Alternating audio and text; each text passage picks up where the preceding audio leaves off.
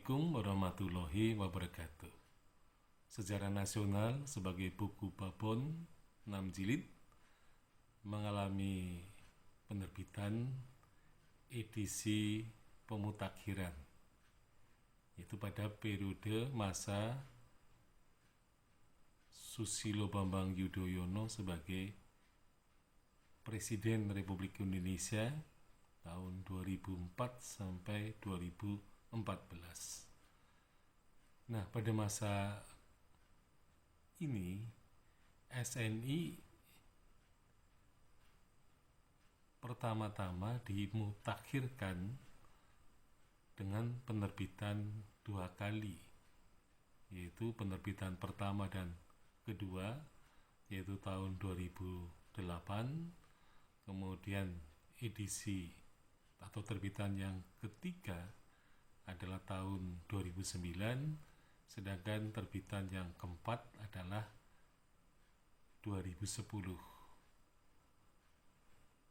Nah, jadi ada edisi pemutakhiran. Nah, nanti kita melihat apakah pemutakhirannya ini benar-benar mutakhir, apakah hanya sekedar kata-kata saja. Nah, nanti akan kita buktikan. Nah, SNI edisi pemutakhiran secara historis masih menghargai surat katakanlah sambutan dari Menteri Pendidikan dan Kebudayaan Sarif Tayeb, tetapi sambutan Menteri Pendidikan Nugroho Noto Susanto ternyata tidak dicantumkan lagi, tetapi sambutan editor Marwati Junet Pusponegoro dan Nugroho Noto Susanto ini ditampilkan juga, masih dipertahankan pada edisi keempat tahun 1984. Nah, kemudian pengantar editor, ketua editor umum yaitu Sartono Kartodirjo juga ditampilkan lagi.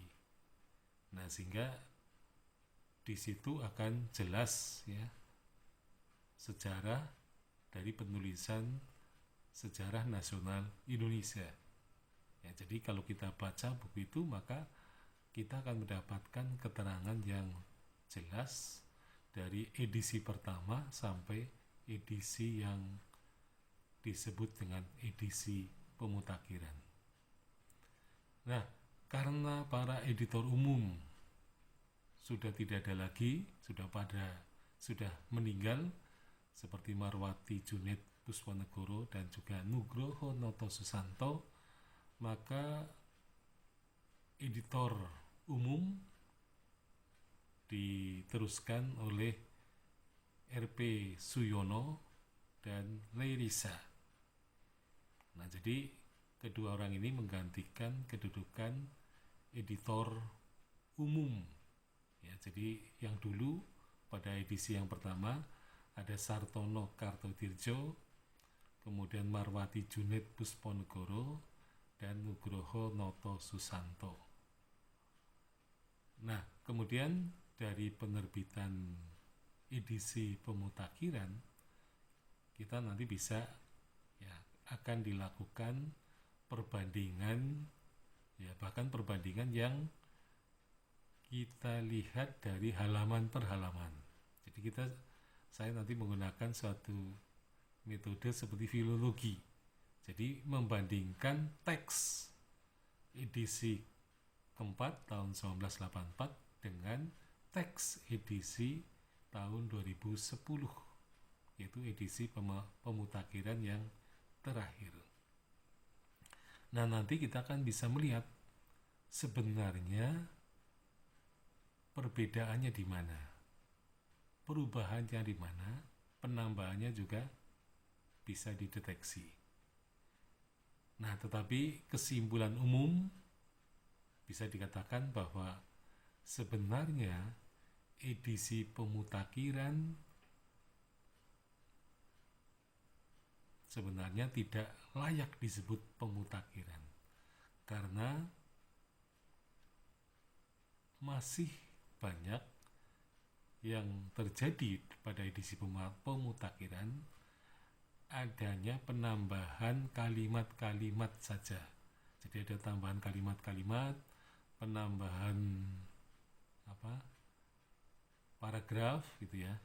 Itu lebih banyak terjadi daripada penambahan informasi hasil penelitian terbaru. Nah, sehingga kalau kita lihat edisi pemutakhiran ini sebenarnya yang dimutakhirkan hanya sedikit sekali. Jadi ada bab yang dibuang misalnya, tapi ada bab yang tambahan.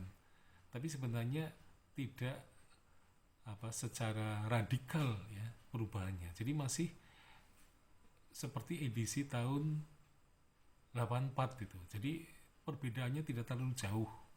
Dan hal itu menunjukkan bahwa tadi edisi pemutakhiran bisa dikatakan gagal gitu ya. Karena sama halnya dengan historiografi Indonesia sentrisme itu gagal karena memang tidak didukung oleh hasil-hasil penelitian dari sejarawan Indonesia, terutama dari seluruh wilayah negeri ini.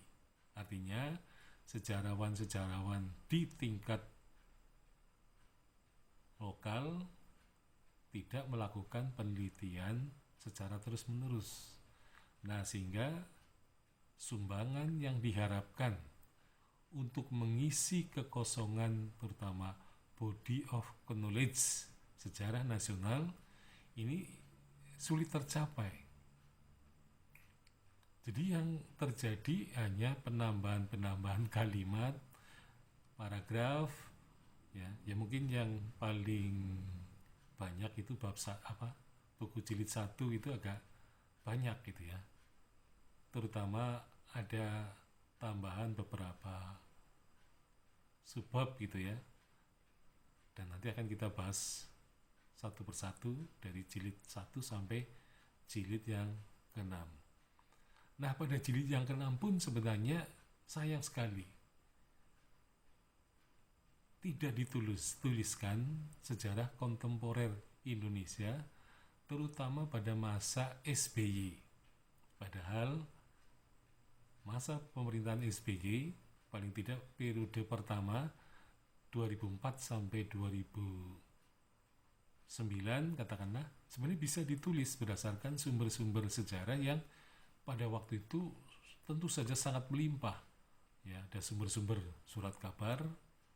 Jadi terutama pada masa reformasi ini ya.